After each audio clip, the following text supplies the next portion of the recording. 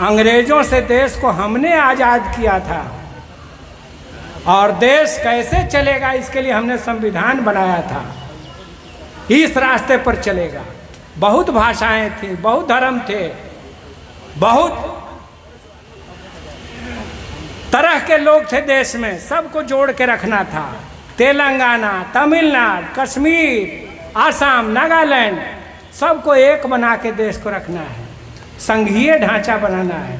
संविधान में 2 साल बहस किया हमने, एक एक कानून पर, एक एक बात पर। आज कोई इसको ख़त्म करने की बात करता है तो बहुत खतरनाक इरादा है। हमारा आपका अधिकार नहीं बचेगा। शहीद जगदेव प्रसाद को बार बार नमन, 1000 बार नमन। 5 सितंबर को जिस दिन उनकी शहादत हुई थी, इस बार हमने जगदेव बाबू को याद किया, श्रद्धांजलि दी। ज्योतिबा फुले और सावित्री बाई फुले की धरती से, बॉम्बे के किसान सम्मेलन से हमने उस दिन गौरी लंकेश और जगदेव बाबू को श्रद्धांजलि दी थी। जगदेव बाबू, पेरियार, सावित्री बाई फुले, ज्योतिबा फुले, डॉक्टर भीमराव अंबेडकर समय बीतने के साथ और ज़्यादा प्रासंगिक होते जा रहे हैं। और यूं कहिए कि मोदी राज में, आरएसएस और बीजेपी के राज में जब मनुवाद को बढ़ावा देने की बात हो रही है, तो अब तो बहस इतिहास में बहुत पीछे तक चलती हुई दिखाई दे रही है। बहस मनुस्मृति और बुद्ध के बीच में खड़ी हो गई। इसीलिए अगर वो कहते हैं कि हम इतिहास पर बहस करेंगे, तो मोदी जी, इतिहास में हम आपसे पीछे नहीं हैं, इतिहास में भी हम ज़्यादा ताकतवर हैं। आज भी आप दुनिया के किसी देश में जाते हैं तो हम बुद्ध की धरती से आए हैं यही बात बोलते हैं, हम राम की धरती से आए हैं यह बात नहीं बोलते हैं। आपने, केंद्र सरकार ने एफिडेविट करके दिया है, अखबारों में छपा हुआ है, आपने भी देखा है। जब बात आई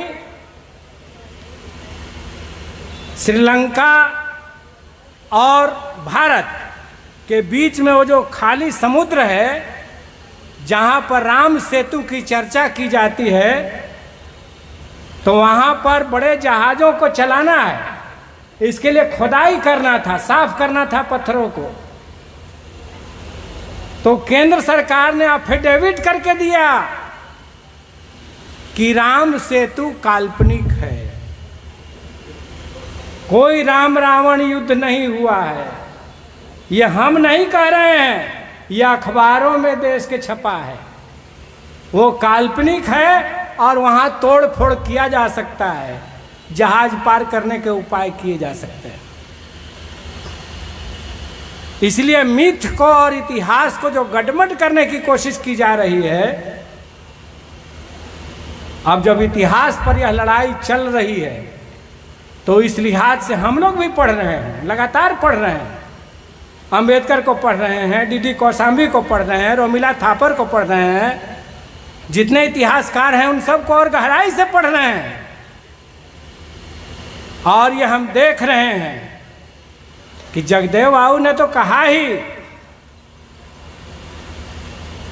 कि एक पीढ़ी मारी जाएगी, तीसरी पीढ़ी आकर के राज करेगी। लेकिन हम तो इतना ही दूर तक नहीं देख रहे हैं। बुद्ध के 600 साल बाद पुष्यमित्र शुंग ने प्रतिक्रांति कर दी, 600 साल बाद। इसीलिए सभ्यता में यह लड़ाई शोषक और शोषितों के बीच में चली है, चलेगी, समानता के लिए, बराबरी के लिए और उनके वर्चस्व के कायम रखने के बीच यह लड़ाई चलती रही है, चलेगी। हम लड़े हैं लड़ते लड़ते हम लोग 65-66 साल के हुए, आगे वाली पीढ़ियां लड़ेंगी, लेकिन यह बराबरी का राज और समाज हम लेके रहेंगे, यह लड़ाई जारी रहेगी। यही जगदेव बाबू के शहादत दिवस पर हम संकल्प ले सकते हैं, और कुछ दूसरा नहीं। थकने और हारने का मामला नहीं है। हम नहीं मानते कि हमारे ही समय में मामला फरिया जाएगा।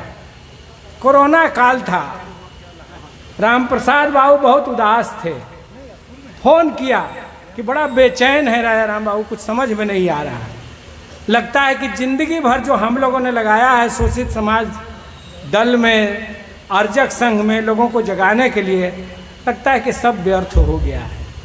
इसी तरह की भावनाएं बहुत सारे वामपंथी कार्यकर्ताओं, बहुत सारे समाजवादी कार्यकर्ताओं को मन में देखते हैं, थका हुआ महसूस करते हैं कि जिंदगी भर एक बदलाव के लिए लड़ाई लड़ा, अब बात आते आते पहुंच गई कि संविधान हटा दो, अंबेडकर के संविधान को बदल दो, बात यहां पहुंच गई।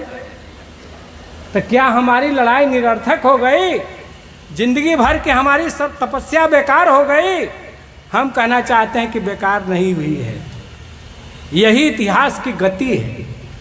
इतिहास में दोनों तरह के समुदाय, जो वर्चस्वशाली समुदाय है, जो ब्राह्मणवादी मनोवृत्ति के लोग हैं, अपने को उच्च साबित करने के लिए, दूसरा को नीच साबित करने के लिए वो अपनी लड़ाई लड़ेंगे, और हमारे हाथ में पेरियार की किताबें होंगी, अंबेडकर की किताबें होंगी, जगदेव बाबू का झंडा होगा, सामाजिक न्याय का झंडा होगा। हम बराबरी और समता के लिए लड़ेंगे कि ये भेदभाव को खत्म करो। ये दो रास्ता है, दो लड़ाई है। अभी आप देखिए, ये जो विशेष सत्र बुलाया गया नए पार्लियामेंट भवन में, खूब शोर था कि इसमें बहुत बड़ा बड़ा काम होना है, कुछ नया चमत्कारी काम होना है, नया भवन में पार्लियामेंट जा रहा है। क्या हुआ भाई?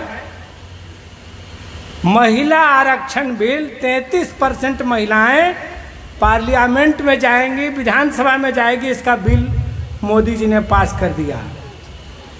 लेकिन उसमें और क्या जोड़ दिया जानिए, थोड़ा सा जोड़ ये दिया कि अगली जो जनगणना होगी 26 में नहीं, अगली जनगणना कब होगी? 21 वाली नहीं हुई, 10 साल में जनगणना होती है, तो 21 और 10 31। अगली जो जनगणना होगी उसके बाद परिसीमन होगा क्षेत्रों का, विधानसभा और लोकसभा का, तब यह लागू होगा। तो कब लागू होगा आप बताइए, कोई डेट बतावे। अब महिलाएं झुंझुना लेकर के घूमते रहे कि मोदी जी ने महिला आरक्षण दे दिया, महिला आरक्षण दे दिया। अरे फिर 15 लाख वाला एक नया जुमला दे दिया। तो इतने ठग लोग हैं, इतने ठग लोग हैं, ऐसे लोगों से पाला पड़ा हुआ है देश को, जो इतना ज्यादा खुलेआम, मतलब लगता है कि पूरे देश को बेवकूफ समझते हैं कि बाकी किसी को कोई अक्ल नहीं है, सब अक्ल हमारे ही पास है। और उसमें ओबीसी का आरक्षण नहीं है, महिलाओं का, अति पिछड़ी जाति की महिलाओं का आरक्षण नहीं है, वो बाहर हैं। उसमें राज्यसभा में और विधान परिषद में भी आरक्षण मिले, इसका प्रावधान नहीं है। तो किया क्या? मिला क्या? जो 24 में या 24 में बनने वाली सरकार अगर 25 में या 26 में महिला आरक्षण बिल लाती, उसको भी रोक दिया, उसको भी रोक दिया। अब नया जनगणना होगा, नया परिसीमन होगा, उसके बाद, उसके पहले करवाना है तो संविधान में संशोधन करिए। फिर ये कर दिया। दोनों तरफ से हमला चल रहा है। आप याद करिए, एक समय बात थी कि अमीरों पर हम टैक्स लगाते थे, कॉरपोरेट टैक्स लगाते थे 35%, 30%। और जो पैसा आता था उस पैसे से हम वृद्धावस्था पेंशन, विधवा पेंशन, स्कूल अस्पताल का इंतजाम करते थे। अब क्या कर दिया गया? अब कॉरपोरेट टैक्स आधा से कम कर दिया गया।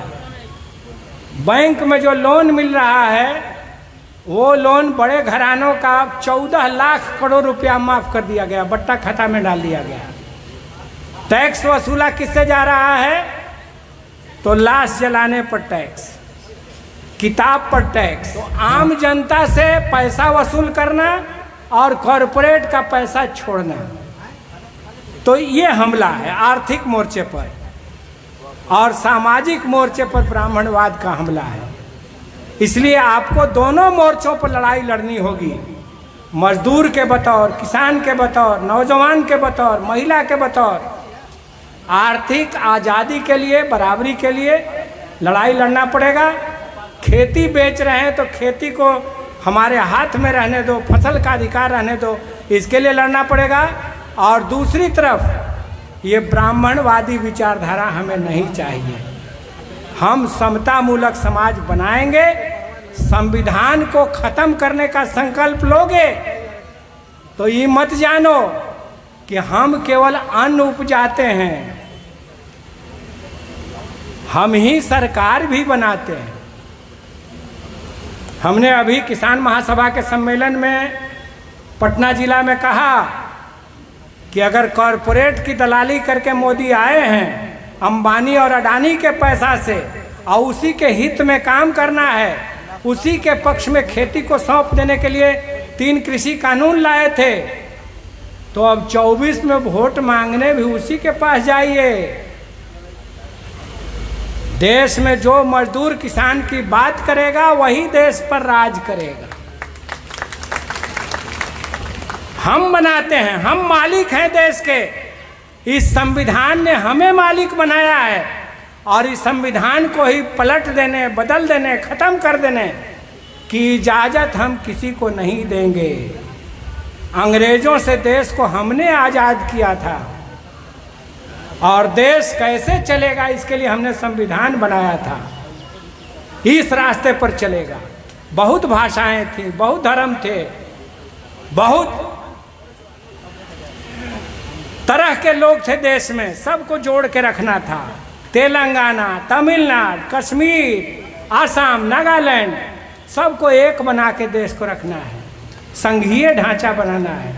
संविधान में 2 साल बहस किया हमने, एक एक कानून पर, एक एक बात पर। आज कोई इसको ख़त्म करने की बात करता है तो बहुत खतरनाक इरादा है। हमारा आपका अधिकार नहीं बचेगा। इंडिया गठबंधन को कोई पार्टी को लाने के लिए नहीं लाना है। अगर मोदी 24 में आए तो देश नहीं बचेगा, देश एकताबद्ध नहीं रहेगा, हिंदुस्तान में हमारे अधिकार सुरक्षित नहीं रहेंगे। इसलिए इस षड्यंत्र को, आरएसएस की इस विष वाली विचारधारा को कि देश से खत्म करना है। लड़ाई तो लड़िए ना। कितना तरह का जातियां कई तरह की हैं, कई धर्म के मानने वाले लोग हैं, लड़ते रहिए, एक दूसरे का मूड़ी काटते रहिए, फुर्सत मिलेगा जिंदगी भर। वे हमारा अमन और शांति छीन लेना चाहते हैं। इसीलिए 24 में कोई भूल नहीं होनी चाहिए, कोई व्यक्तिगत स्वार्थ नहीं है, सवाल देश को बचाने का है। तो मैं जगदेव बाबू को नमन करते हुए ये कहना चाहेंगे कि जगदेव बाबू, आपकी विचारधारा, आपका संघर्ष, मास्टर जगदीश का संघर्ष और आगे बढ़ रहा है, परवान चढ़ रहा है। और हम इन विषमतावादियों पर समता का झंडा गाड़ेंगे, उन पर जीत हासिल करेंगे। इनको हम हमेशा के लिए इतिहास के कूड़ेदान में फेंक लेंगे और एक समाजवादी धर्मनिरपेक्ष मुल्क होगा। इस रास्ते पर हम बढ़ेंगे, ये हम संकल्प लेते हैं। बहुत बहुत धन्यवाद। साथियों, नेशनल जनमंच को सब्सक्राइब करें, साथ ही बेल आइकन की घंटी को बजाएं।